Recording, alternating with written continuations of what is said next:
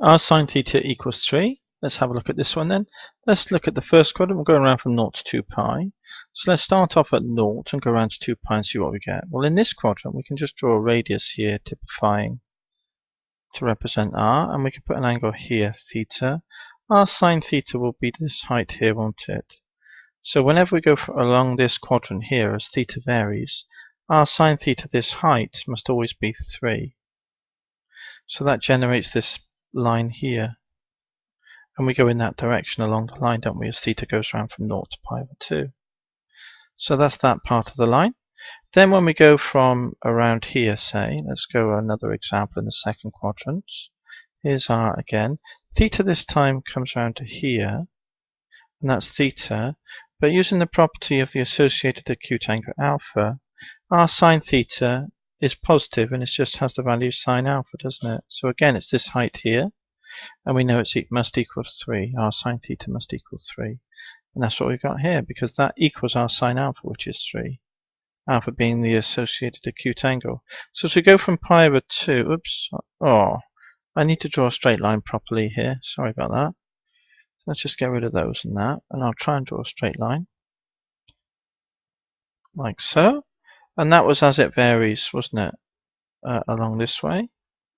There's our sine alpha, which is the sine theta in the second quadrant here. Now, that's the whole line done from 0 to pi. So effectively, this whole line is generated from 0 to pi. If we go around from pi to pi over 3 pi over 2 then, we know in this quadrant the sine, let's draw an r. Again, we'll draw an r. And we know that this value around here is theta. So we want r sine theta equals 3. In this quadrant, sine is negative. So for this to equal 3, r must be negative. So that's why we jump back up here and we get on this line here. So as we go around from here to here, all the r's are negative. The ones down here will correspond to the ones along the line at this end. And as we get closer to here, we'll come closer to this end here with the r's. So that does the line again. And as we go around here, I hope you can see that again, sine is negative here. So the r's will be negative. And we continue on the line here. At 3 pi over 2, sine is minus 1. So r must be minus 3 to give us the 3. So we're at that point here. And then as we go round, we go along here until we get to very small negatives for sine as we approach 0 from underneath. And then r must be very large negative to make a product equaling 3. So that's why we get this line here again. So in actual fact, as we go around from 0 to 2 pi, we go along that line twice. So bear that in mind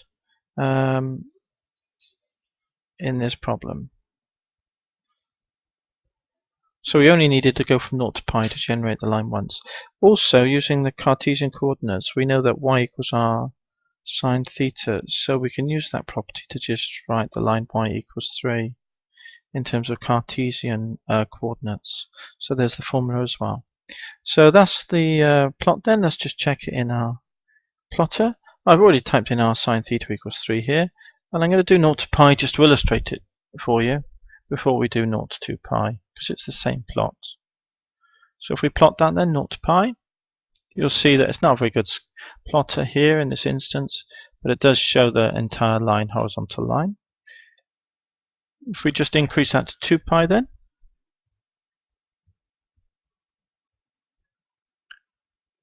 and then we should get the plotter coming out eventually. Here it is here.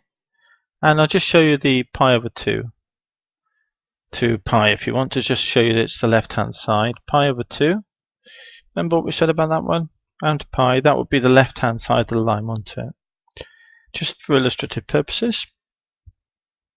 And you can see it there, that's the left hand side that we mentioned here.